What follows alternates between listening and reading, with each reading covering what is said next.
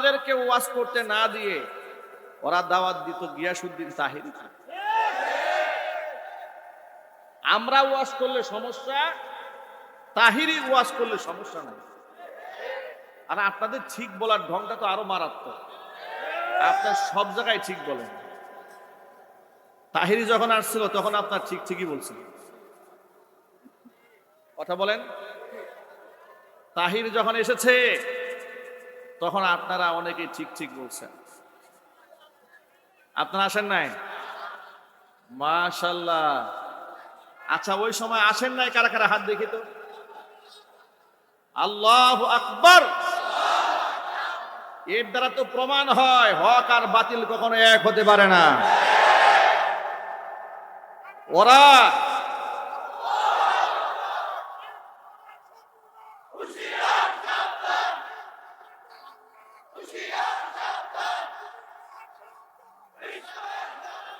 ভাইরা, আমরা ওয়াজ করলে অসুবিধা, কিন্তু তাহিরিকে বসিয়ে রেখে বড় বড় রাঘব বোয়ালরা ডান পাশে একজন, বাম পাশে একজন। কথা বুঝতে পেরেছেন? রাজবাড়ী জেলা ঈদগাহ ময়দানে খাতমে নবুওয়াত সম্মেলন করার জন্য উলামায়ে কেরাম সিদ্ধান্ত গ্রহণ করলেন। মহানগরের সব আলেমরা মিলে, প্রশাসন বলল রাজবাড়ীর মাঠ পারমিশন দেওয়া হবে না। রাজবাড়ীর মাঠে যাত্রাপালা অনুষ্ঠান হয়, কনসার্ট হয়, রাজনৈতিক প্রোগ্রাম হয়, মেলা হয়, গাছ মেলা, বাস মেলা, কত মেলা হয়, কোনো অসুবিধা নাই। হাত্তাকে তাহিরির মেলাও হয় নাই, কোনো বাধা নাই। আলেমরা খাতমে নবুওয়াত সম্মেলন করতে গিয়েছে, বাধা দিয়েছে। সর্বশেষ চান্দনা চৌরাস্তা প্রায় পাইলট উচ্চ বিদ্যালয় মাঠে আলেমরা প্রোগ্রাম করেছে। এমনকি যারা এগুলা করেছে তারা সুকৌশলে, এরা শত্রু বানিয়ে নিয়েছিল হকপন্থী আলেমদেরকে, বন্ধু বানিয়েছিল বেদাতি এবং বিভ্রান্ত আলেমদেরকে। এর একটা কারণ আছে, এর কারণটা বলি আপনাদের। তাদেরকে তারা কেন পছন্দ করত? রাসূল পাক সাল্লাল্লাহু আলাইহি ওয়াসাল্লামের সেই ভাষাটা মনে রাখবেন, আল কুফরু মিল্লাতুন ওয়াহিদা। পৃথিবীর সব কুফফাররা এক দলভুক্ত।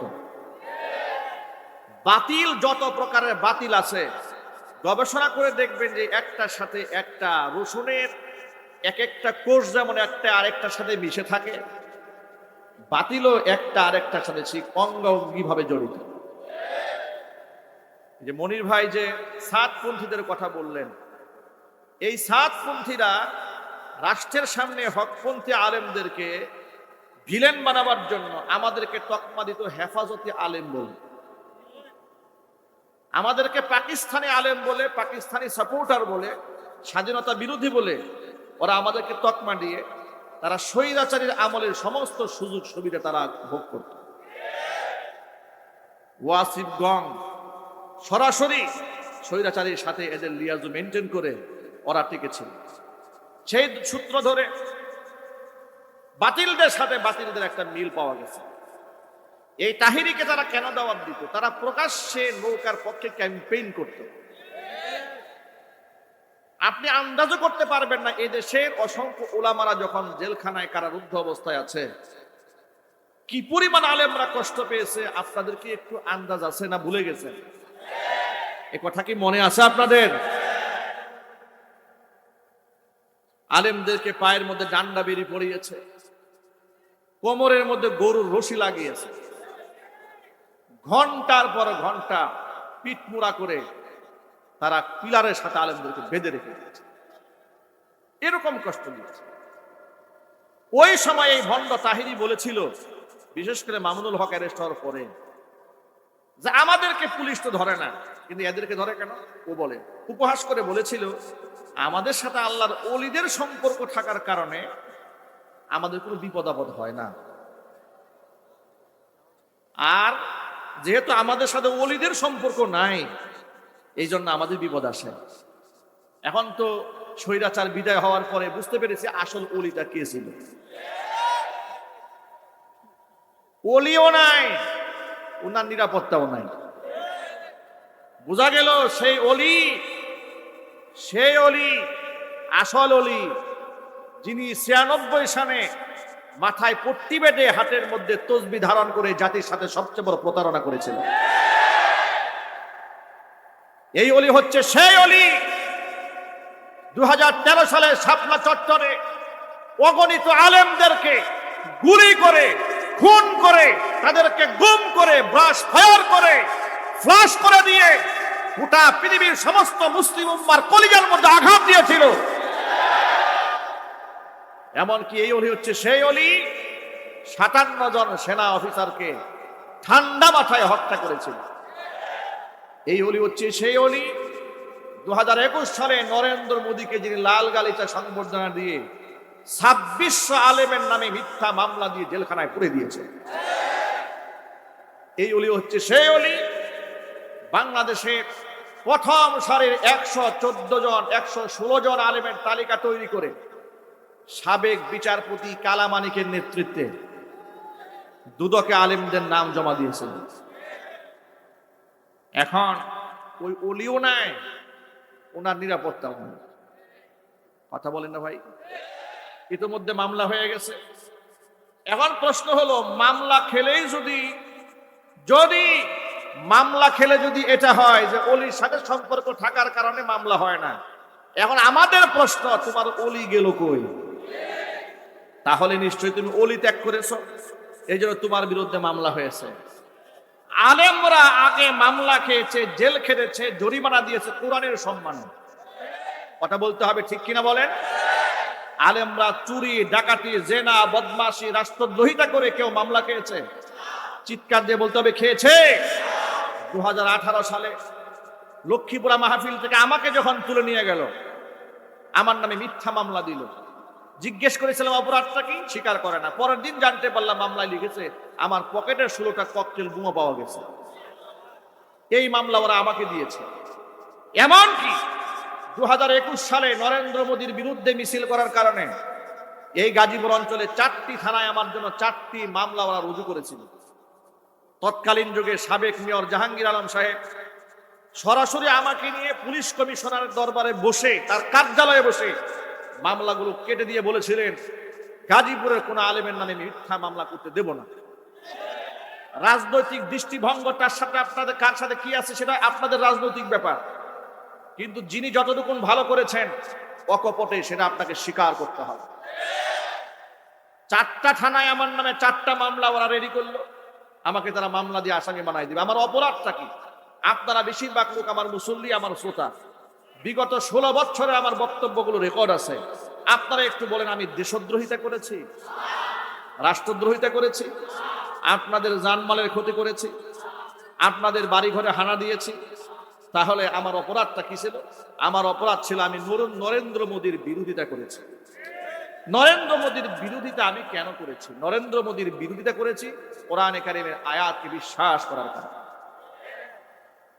কোরআন আমাকে কি দিয়েছে শোনেন।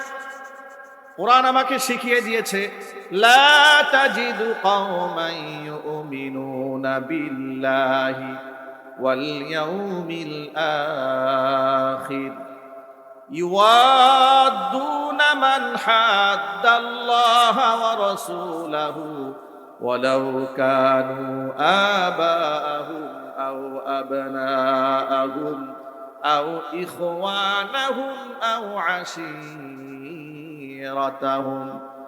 উলাইকা কাতাবা ফি কুলুবিহিমুল ঈমান। ও নবীজি, লা তাজিদু কওমান, এমন কোন জাতিকে আপনি পাবেন না, ইউমিনুনা বিল্লাহি ওয়াল ইয়াউমিল আখির, আমি আল্লাহর উপর যাদের ঈমান আছে, পরকালের উপর যাদের ঈমান আছে, তারা বন্ধুত্ব রাখবে ওই সমস্ত ব্যক্তিদের সাথে যারা আমি আল্লাহ এবং আমার রাসূলের সাথে যারা যুদ্ধের ঘোষণা দিয়েছে। আল্লাহ এবং আল্লাহ রাসূলের শত্রু যারা, তাদের সাথে বন্ধুত্ব রাখে, এমন কোন ঈমানদার এই পৃথিবী থাকতে পারে না। এই কথাটা কে বলেছেন জোরে বলেন?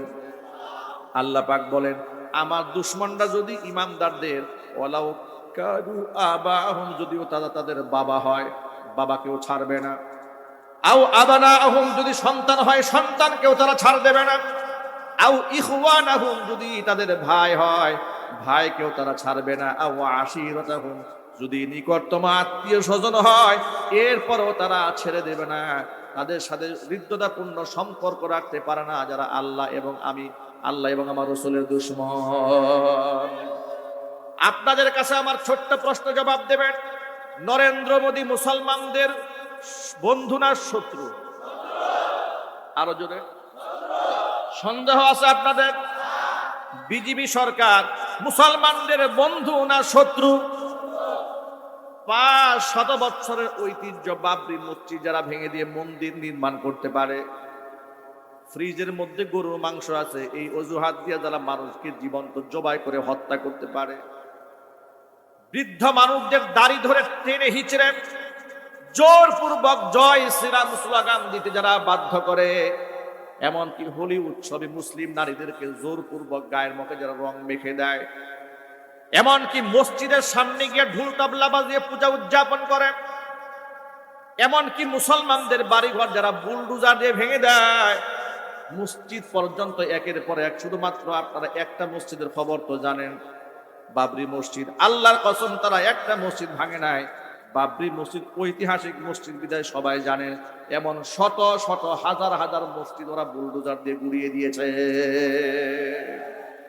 যারা আমার মসজিদের বিরুদ্ধে আক্রমণ করে, যারা আমার মুসলমানকে জবাই করে, যারা আমার মুসলিম ভাই বোনদেরকে স্বাধীনভাবে ধর্ম পালন করতে দেয় না, কসম আল্লাহ, সে যত বড় দেশের রাষ্ট্রপ্রধান হোক না কেন, তার প্রতি আমার ন্যূনতম শ্রদ্ধাবোধ থাকতে পারে না। বেঈমান মুনাফিকরা তাকে লাল গালিচা সম্বোধনা দিলেও আমার সামনে পেলে তাকে জুতা পিটা করা ছাড়া কোনো আপ্যায়ন থাকবে না।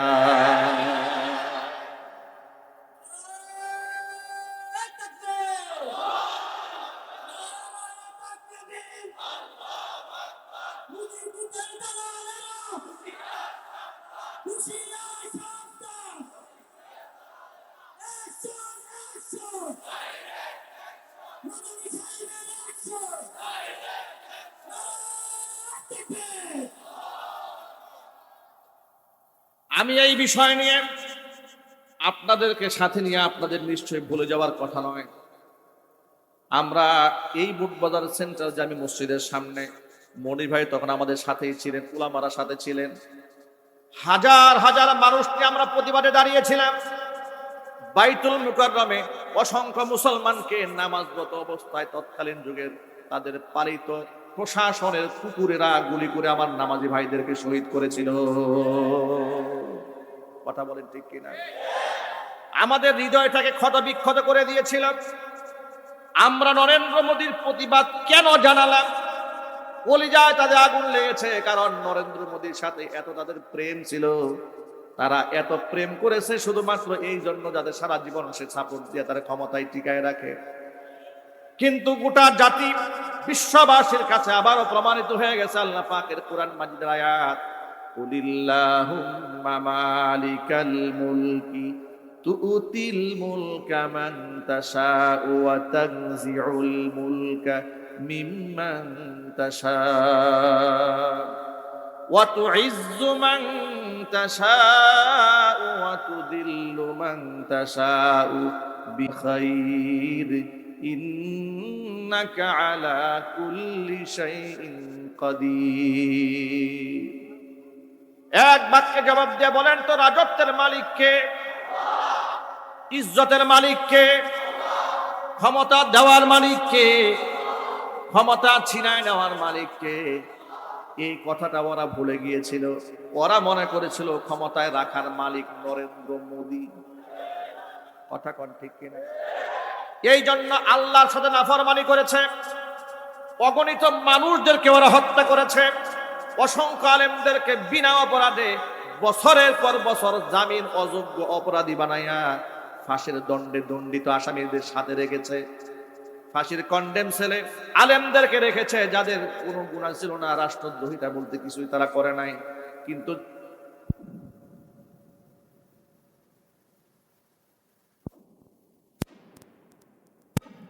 একসাথে একদিনে গোটা দেশের প্রধানমন্ত্রী থেকে শুরু করে একেবারে তার লেভেলের যারা আছে, যতগুলো মন্ত্রী আছে, এমপি আছে, একসাথে পালায়া যায়, এমন ইতিহাস বোধহয় পৃথিবীতে বাংলাদেশ ছাড়া অন্য কোথাও হয় নাই।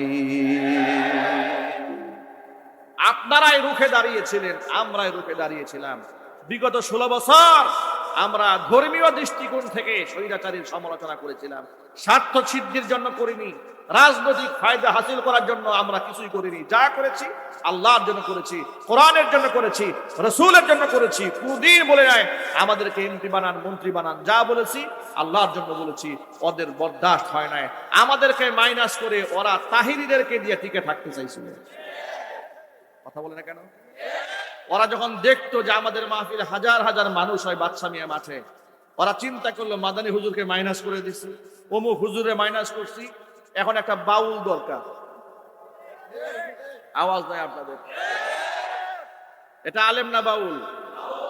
মমতাজও এতগুলো গান জানে না যতগুলো গান তেহারি জানে। এ কথা কি সত্য না অসত্য? ওয়াজের মঞ্চটাকে নাপাক বানিয়ে ফেলেছে। আপনি বলবেন হুজুর আপনি ওর উপর এত খেপা কেন? খেপা এই জন্য, তারা স্বৈরাচারীর তাবেদারি করে হকপন্থী আলেমদের বিরুদ্ধে সারা জীবন কথা বলেছে। ঠিক কিনা বলেন? খেপা যে কেন, এর একটা হাদিস থেকে দলিল শোনায় আপনাদেরকে। আল হুব্বু ফিল্লাহ ওয়াল বুগযু ফিল্লাহ। কাউকে ভালোবাসবেন তো আল্লাহর জন্য ভাসবেন, কাউকে যদি ঘৃণা করেন সেটা আল্লাহর জন্যই ঘৃণা করবেন। ধর্মের নামে অধর্ম গোটা বাংলাদেশে যারা প্রচার করেছে এদের মধ্যে সে অন্যতম। হাদিস শরীফে এসেছে, মান ওয়াক্কারা সাহিবা বিদআতি ফাকাদ আআনা আলা হাদমিল ইসলাম। কোন ব্যক্তি যদি কোনো বেদাতিকে সম্মান করে সেই ব্যক্তি ইসলাম ধ্বংসের কাজে সাহায্য করে। খারাপ লাগতেছে আপনাদের কাছে? কোরআন মাজিদের মধ্যে আল্লাহ পাক বলেছেন, আল ইয়াউমা আকমালতু লাকুম দীনাকুম ওয়া আতমামতু আলাইকুম নি'মাতি ওয়া রাদিতু লাকুমুল ইসলাম দীনা। আজকের এই দিনে আমি আল্লাহ তাআলা তোমাদের জন্য তোমাদের দিনকে পূর্ণ করে দিলাম, আমার নিয়ামতকে তোমাদের জন্য পূর্ণ করে দিলাম। ওয়া রাদিতু লাকুমুল ইসলাম দীনা, দিন হিসেবে, ধর্ম হিসেবে আমি আল্লাহ তাআলা ইসলামকে মনোনীত করে নিলাম। জোরে বলুন সুবহানাল্লাহ। এখন আপনারা এক বাক্যে বলেন, ইসলাম ধর্ম পূর্ণাঙ্গ না অপূর্ণাঙ্গ? পূর্ণাঙ্গ হওয়ার অর্থ হলো ১৫০০ বছর আগে ইসলাম যা ছিল হুবহু আজকের এই দিন পর্যন্ত তেমনই থাকবে। অ্যাডভান্স করে ধর্মের মধ্যে নতুন কিছু ঢোকাবার কোনো সুযোগ নাই। ঠিক কিনা বলেন? এক বাক্যে জবাব দিয়ে বলেন, নামাজ কিভাবে পড়তে হয় হাদিসে আছে না নাই? মানুষ মারা গেলে মুর্দারের সাথে আমরা কি আচরণ করব হাদিসে আছে না নাই? আল্লাহর ওলি যদি মারা যায় তাহলে তার সাথে আচরণটা কেমন হবে হাদিসে আছে না নাই? কবরের সামনে গেলে কিভাবে কবরকে জিয়ারত করতে হয় পদ্ধতি হাদিসে আছে না নাই? যদি আপনি আল্লাহর নবী সাল্লাল্লাহু আলাইহি সাল্লামে রেখে যাওয়া সে আদর্শকে বাদ দিয়া মন গড়া আবেগ দিয়া কবরের সাথে মৃত ব্যক্তির সাথে এমন কোন আচরণ করেন যেটা ইসলামে নাই, ধর্মের নাম, এটাই হলো বিদআত। কথা বলেন ঠিক কিনা? এরা কবরগুলাকে সেজদার জায়গা বানিয়ে দিয়েছিল। গোটা বাংলাদেশে যতগুলো মাজার আছে অধিকাংশ মাজারের মধ্যে শিরিক হয়, বেদাত হয়, কুফরি কর্মকাণ্ড চলে। কথা বলেন ঠিক কিনা? আমি সবগুলা মাজারের কথা বলি না, অধিকাংশ মাজারে শিরিক হয়। লেখা থাকে সিজদা দেওয়া ঠিক নয়, কিন্তু খাদেমের সামনে লোকেরা সিজদা দিচ্ছে, উনি বাধা দেয় না। বাস্তবতা আছে না নাই? এখন আপনারা বলেন, গোটা বাংলাদেশের মাজার ব্যবসা যারা টিকায় রেখেছে ইসলামের বন্ধু না শত্রু? আরো জোরে বলেন। আল্লাহর নবী এই ব্যাপারে কি বলেন শোনেন, ইয়াকুম ওয়া মুহদিসাতিল উমুর, সাবধান, ধর্মের নামে নব আবিষ্কৃত আমল থেকে তোমরা সাবধান থাকবা। কারণ হচ্ছে ফা ইন্না কুল্লা মুহদাসাতিন বিদআহ, প্রত্যেকটা নব আবিষ্কৃত ধর্মের নামে যা চলে সবগুলাই বেদাত। ওয়া কুল্লা বিদআতিন দালালা, প্রত্যেকটা নব আবিষ্কৃত ইবাদত গুমরাহি। ওয়া কুল্লা দালালাতিন ফিন্নার, প্রত্যেকটা গুমরাহির স্থান হচ্ছে জাহান্নাম। ভালো করে বোঝাবার জন্য খুব সহজ একটা উদাহরণ দিই। যোহরের নামাজ ফরজ কয় রাকাত? 4 রাকাত। আপনি খুব আবেগে যে আল্লাহ নামাজ তোমার কাছে এত প্রিয়, আমি 4 রাকাত নেই, এখন থেকে 6 রাকাত করব, কি বলেন হবে? কেউ যদি বাধা দেয় আপনি কি বলবেন? আরে মিয়া আমি খারাপ কাজ করেছি নাকি? আমি সেজদাই না দিয়েছি। কথা বলেন, কাজ হবে? আসরের নামাজ ফরজ কয় রাকাত? আপনি বললেন আল্লাহ নামাজ তোমার কাছে এত প্রিয়, নামাজ না পড়লে মুসলমানই থাকে না, এখন থেকে নামাজ পড়বো আসরে 6 রাকাত। কাজ হবে? সওয়াব বেশি হবে না গুনাহ হয়ে যাবে? মাগরিবের ফরজ 6 রাকাত। আপনি বলেন আল্লাহ এটা কোনো কথা হলো নাকি? মাগরিবের সময় তোমার একটু ডাকবো, সিজদা দিব, মাত্র 3 রাকাত, এখন থেকে 9 রাকাত করো। ফায়দা হবে? এশারের নামাজ কয় রাকাত? 4 রাকাত। আপনি বলেন আল্লাহ রাতের বেলায় ঘুমাতে যাব, কিন্তু মাত্র 4 রাকাত নামাজ পড়ে ঘুমাতে যাব, তা হবে না, এখন থেকে কমপক্ষে 10 রাকাত পরে ঘুমাতে যাব, সেজদা বেশি হবে, আল্লাহ বেশি খুশি হয়ে যাবে। কি বলেন আপনারা? কাজ হবে? এখন প্রশ্ন হলো কেন কাজ হবে না? প্রশ্নের জবাব কি? আপনি বলবেন ধর্মে এর থেকে অতিরিক্ত নাই, এই জন্য করার সুযোগও নাই। যদি এই কথাটা ভালো করে বুঝে থাকেন, এবার আপনি একটু কবরের কাছে আসেন। আল্লাহ নবী সাল্লাল্লাহু আলাইহি ওয়াসাল্লাম বললেন নাহাইতুকুম আন জিয়ারাতিল কুবুরি ফাজুরুহা ফাইন্নাহা তুযাক্কিরুল মাউত। ইসলামের প্রাথমিক যুগে আমি তোমাদেরকে কবর জিয়ারত করা পর্যন্ত বারণ করে দিয়েছিলাম, কারণ এই পৃথিবীর ইহুদি আর খ্রিস্টানেরা তাদের নবীর কবরগুলোকে সেজদার জায়গা বানিয়েছিল। কবরের প্রতি মানুষের একটা আকর্ষণ ছিল, ওই আকর্ষণ নষ্ট করে দেওয়ার জন্য ইসলামের প্রাথমিক যুগে আমি তোমাদেরকে কবর জিয়ারতটা পর্যন্ত বারণ করে দিয়েছিলাম। এখন যখন উপলব্ধি করতে পারলাম যে তোমাদের অন্তরের মধ্যে কবর পুরস্তি চলে গেছে, কবরের প্রতি শ্রদ্ধা, কবরের প্রতি শ্রদ্ধা দেওয়ার মতো মন মানসিকতা আর নাই, সুতরাং ফাজুরুহা তোমরা এখন জিয়ারত করতে পারো, ফাইন্নাহা তুযাক্কিরুল মাউতা, কারণ কবর জিয়ারত মানুষকে মৃত্যুর কথা মনে করিয়ে দেয়। এবার আপনারা বলেন কবর জিয়ারত করা কি সুন্নাত? যদি বলেন কবর জিয়ারত করা কি, কিন্তু পূজা করা কি? আরো জোরে। আল্লাহর নবী সাল্লাল্লাহু আলাইহি সাল্লামের কাছে কিছু সাহাবায়ে কেরাম আসলেন ইয়ামান থেকে সফর করে, এসে বলে ইয়া রাসূলুল্লাহ, ইয়া হাবিবাল্লাহ, আমরা আপনার কদমে সিজদা দিতে চাই, আপনি পারমিশন দেন। রাসূল বললেন কেন? তারা বললেন আমরা যখন ইয়ামানে গিয়েছি সেখানে দেখেছি খ্রিস্টানেরা তাদের ধর্মযাজকদেরকে সম্মানের করে সিজদা দেয়, আপনিও তো আমাদের ধর্মযাজক, আপনাকে আমরা সিজদা দিতে চাই। আল্লাহর হাবিব বললেন আমার ইন্তেকালের পরে তোমরা কি আমার কবরের মধ্যে সিজদা দেবে? সাহাবায়ে কেরাম বললেন মোটেও না, কবরে আমরা সিজদা দেব না। হুজুর বলেন মনে রেখো, লাউ কুনতু আমিরান আহাদান আইয়াসজুদা লিগাইরিল্লাহ লা আমারতুল মারআতা আন তাসজুদা লিজাওজিহা। এই পৃথিবীতে মানুষ হয়ে আল্লাহকে বাদ দিয়া অন্য যদি কোনো মানুষের পায়ে সিজদা করার হুকুম কাউকে আমি দিতাম, এই দুনিয়ার নারীদেরকে বলতাম তারা যেন স্বামীর পায়ে সিজদা দেয়। আল্লাহর নবী এর পরে বলেন ওয়াল্লাহি, আল্লাহর কসম করে বলছি, হুজুর বলছেন আল্লাহর কসম, লা তুআদ্দিল মারআতু হাক্কা রাব্বিহা হাত্তা তুআদ্দিয়া হাক্কা যাওজিহা। একটা নারী ততক্ষণ পর্যন্ত তার রবের হক আদায় করতে পারে না যতক্ষণ পর্যন্ত সে নিজের স্বামীর হক আদায় করতে না পারে। নবীজি স্পষ্ট জানিয়ে দিলেন আল্লাহকে বাদ দিয়া মানুষ হয়ে যদি মানুষের পায়ে সিজদা দেওয়ার কোনো সুযোগ থাকতো, পারমিশন যদি দিতেন, তাহলে নিঃসন্দেহে আল্লাহ নবী সাল্লাল্লাহু আলাইহি ওয়াসাল্লাম নারীদেরকে স্বামীর পায়ে সিজদা করার হুকুম করতেন। কিন্তু আপনারা বলেন আল্লাহর নবী মহিলাদেরকে স্বামীর পায়ে সিজদা করার নির্দেশ দিয়েছেন? আরো যদি বলেন। আমরা এ কথা বলার পরে ওরা একটা ভিন্ন ব্যাখ্যা দাঁড় করিয়েছে। সেই ব্যাখ্যা হলো তারা বলে আমরা যে পীরের পায়ে সিজদা দেই, মাজারে সিজদা দেই, এই সিজদা এটা আমরা ইবাদতের সিজদা দেই না, এটা আমরা তাজিমি সিজদা দেই, এটা সম্মানের সিজদা দেই। এই সম্মানের সিজদা ফেরেশতারা হযরত আদমকে দিয়েছিল। যুক্তি দাঁড় করে এক পিসাব তো বলতেছে যদি গায়রুল্লাহকে সিজদা দেওয়া হারাম হয় আর শিরিক হয়, তাহলে আল্লাহ তাআলা নিজে প্রথম শিরিক করছেন। আর জোরে কন্যা নাউজুবিল্লাহ। আল্লাহ কেমনে শিরিক করাইলেন? আল্লাহ শিরিক করেছে আদমের পায়ে সিজদা দেওয়ার হুকুম তাহলে আল্লাহ কেন দিলেন? কথা বুঝতে পেরেছেন? আচ্ছা, মানুষকে কি আল্লাহ আদমের পায়ে সিজদা করার হুকুম দিয়েছিলেন? কাদেরকে দিয়েছিলেন? ফেরেশতাদেরকে। ঠিক কিনা জোরে বলেন? তো ফেরেশতাদের তো আর আমল নামার কোনো হিসাব নিকাশ নাই, ঠিক কিনা বলেন? হিসাব নিকাশ তো মানুষ আর জিন জাতির। সুবহানাল্লাহ, আল্লাহু আকবার বলেন। ওরা বলে আদমকে যেমন ফেরেশতারা সম্মানের সিজদা দিয়েছিল, আমরা আমাদের পীর সাহেবকে সম্মানের সিজদা দেই, কারণ তিনি অনেক সম্মানিত ব্যক্তি। নাউজুবিল্লাহ বলার আগে একটু ভালো করে বুঝে নেন, এই পৃথিবীতে যদি সম্মানের কারণেই দুনিয়াতে কোনো মানুষ সেজদা পাওয়ার হক রাখত।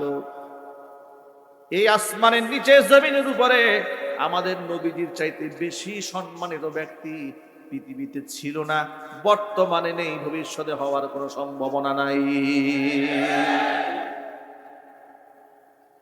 এক বাক্যে জবাব দিয়ে বলেন, ওই ভণ্ডরা তাহলে কি মনে করে আল্লাহ নবী সাল্লাল্লাহু আলাইহি ওয়াসাল্লামের জীবদ্দশায় ১৬ লক্ষ সাহাবী হুজুরের জীবদ্দশায় হজ ব্রত পালন করেছেন, নবীজি ১৬ লক্ষ সাহাবীর সামনে বিদায় হজের ভাষণ দিয়েছেন। আপনারা বলেন আল্লাহর নবীকে সাহাবায়ে কেরাম কি কম সম্মান করতেন? আরো জোরে করেন। এমন সম্মান তারা রাসূলুল্লাহকে করেছেন, আর এমন ভালোবাসা তারা রাসূলুল্লাহকে দিয়েছেন, এই পৃথিবীতে নজিরা আর কেউ দিতে পারবে না। বদর প্রান্তরে আল্লাহর নবী তীর দিয়ে কাতার সোজা করছিলেন, মাত্র ৩১৩ জনের কাফেলা, তো রাসূল খুব টেনশন করছেন এই সাহাবীদেরকে নিয়ে। এই নিরস্ত্র ৩১৩ জন ১,০০০ সশস্ত্র ক্যাডারদের সামনে দাঁড়িয়ে থাকবে কেন? খুব আশঙ্কার মধ্যে আছেন। সাহাবায়ে কেরাম তাকে আশ্বস্ত করলেন। আনসারী সাহাবী বলে উঠলেন, দাঁড়িয়ে, হে রাসূল, আপনি আমাদেরকে নিয়ে টেনশন করছেন, আপনি নিশ্চিত থাকেন আমরা আপনার পক্ষ হয়ে আপনার সাথে আল্লাহর পথে লড়ে যাব, ততক্ষণ আমাদের চোখের পাতা নড়বে যতক্ষণ। আপনি আমাদেরকে নিয়ে ঘাবড়াবেন না। আমরা মুসা কালিমুল্লাহর উম্মতের মতো বলবো না যে আপনি আর আপনার আল্লাহ গিয়ে যুদ্ধ করেন, এই ধরনের কথা আমরা বলবো না। চিৎকার দিয়ে এখন সুবহানাল্লাহ। আল্লাহ নবী আশ্বস্ত হলেন, কাতার সোজা করতেছিলেন, হাতে ছিল একখানা তীর, তীরের আগা দিয়া সাওয়াদ রাদিয়াল্লাহু তাআলা আনহু মদিনার একজন সাহাবী, তিনি অ্যাডভান্স হয়ে সামনে চলে এসেছিলেন। হুজুরের হাতে থাকা তীরখানা দিয়া পেটের মধ্যে গুতা দিয়ে বললেন, সাহাবীরে সামনে কেন আসলো, পিছনে যাও। সাওয়াদ রাদিয়াল্লাহু তাআলা আনহু পিছনে হটে গেলেন। পিছনে গিয়ে বলছে, ইয়া রাসূলুল্লাহ, আপনি যে তীরের আগা দিয়া আমার পেটের মধ্যে গুতা মেরেছেন, আমি কিন্তু খুব কষ্ট পেয়েছি, আমি কিন্তু ব্যথা পেয়েছি। আর কোরআনে কারীমের আয়াতের মধ্যে আছে, ওয়াল জুরুহা কিসাস, কেউ যদি কাউকে আঘাত করে হুবহু সে আঘাতটা ফিরাই দিতে পারে। নবীজি, আপনি যে আমাকে আঘাত করলেন, আমি এর বদলা নিতে চাই। এই কথা বলতে না বলতে নবীজি সাল্লাল্লাহু আলাইহি সাল্লাম নিজের হাতে থাকা তীরখানা সাহাবীর হাতে ধরায় দিলেন, বদলা নাও। সাওয়াদ বলে, ইয়া রাসূলুল্লাহ, আপনি যখন আমার পেটের মধ্যে গুঁতো মেরেছিলেন তখন তো আমার গায়ের মধ্যে কোনো পোশাক ছিল না, কিন্তু আপনার গায়ের মধ্যে এখন চাদর আছে, চাদরটা আপনি খোলেন। সাথে সাথে নবী সাল্লাল্লাহু আলাইহি ওয়াসাল্লাম দেহ থেকে চাদরটা উন্মুক্ত করে দিলেন। সাওয়াদ রাদিয়াল্লাহু তাআলা আনহু আল্লাহর হাবিবের উন্মুক্ত দেহটা বুক দিয়ে জড়ায় ধরলেন, ঠোঁট দ্বারা চুমা খাই রাখলেন, চোখের পানি ছেড়ে দিলেন, আর বলেন, ইয়া রাসূলুল্লাহ, ইয়া হাবিবাল্লাহ, যার জন্য জীবন দিতে পেরেছি, যার জন্য জীবন বাজি রাখতে পেরেছি, যার জন্য ঘর ছাড়লাম, যার জন্য বাড়ি ছাড়লাম, যার মহব্বতে আজকে জীবন উৎসর্গ করার জন্য দাঁড়িয়েছি, তার কাছ থেকে বদলা নেব, এত বড় নাফরমান তো আমি হই নাই। নবীজি বললেন, সাহাবীরে, কেন তুমি আচরণটা করলে? সাওয়াদ রাদিয়াল্লাহু তাআলা আনহু বলছেন, নবীজি, মাত্র ৩১৩ জন নিরস্ত্র সদস্য আমরা, আমাদের চোখের সামনে আমাদের প্রতিপক্ষ ১,০০০ সশস্ত্র, জানি না এই জিহাদের ময়দানে গাজী হয়ে বাড়ি ফিরতে পারবো নাকি শাহাদাতের পেয়ালা পান করে পরকালে পাড়ি দেই। এটার জীবনের জন্য একটা সুযোগ মনে করে নিলাম, এটা একটা চান্স নিয়ে নিলাম, আপনার পবিত্র দেহের সাথে আমার দেহটা একটু আলিঙ্গন করাই নিলাম, যাতে করে আপনার পবিত্র বেগুনা মাসুম দেহের সাথে আমি আদনা মানুষের দেহটা লেগে এই দেহটা ধন্য হয়ে যায়। এত মুহাব্বত সাহাবায়ে কেরাম রাদিয়াল্লাহু তাআলা আনহুম করেছেন নবীজি সাল্লাল্লাহু আলাইহি সাল্লামকে, যে ভালোবাসার কোনো নজিরা নাই। এমন ভালোবাসা আবু বকর সিদ্দিক রাদিয়াল্লাহু তাআলা আনহু সাওর পর্বতের গুহার মধ্যে দিয়েছেন। নবীজি সাল্লাল্লাহু আলাইহি সাল্লামকে উরুর মধ্যে শোয়াই দিয়া ঘুম পাড়িয়ে দিয়েছেন। নবীজির দেহ ছিল বড় ক্লান্ত, পরিশ্রান্ত, ছোট্ট ছোট্ট গর্ত ছিল গুহার ভেতরে, নিজের গায়ের জামাগুলা ছিঁড়ে ছিঁড়ে ছিদ্রগুলো বন্ধ করে দিয়েছিলেন। পায়ের কাছে একটা ছোট্ট গর্ত ছিল, এটা তিনি আটকাতে পারলেন না, নিজের পায়ের গোড়ালি দিয়ে চাপ দিয়ে ধরে রাখলেন। পাহাড়িয়া বিষধর সাপ এসে আবু বকর সিদ্দিক রাদিয়াল্লাহু তাআলা আনহুর পায়ের মধ্যে দংশন করে দিয়েছে। ব্যথার যন্ত্রণায় হযরত আবু বকর সিদ্দিক রাদিয়াল্লাহু তাআলা আনহু কাতর হয়ে গেলেন। চোখ থেকে পানি ঝরছিল। চোখের পানি যখন রাসূলের চেহারার উপর পড়েছে, আল্লাহর হাবিবের ঘুম ভেঙে যায়। তাকায় দেখেন আবু বকর কান্দি। জিজ্ঞেস করে, আবু বকর কেন কান্না করছেন? আপনার সন্তানের কথা মনে পড়েছে, পরিবারের সদস্যদের কথা মনে পড়েছে।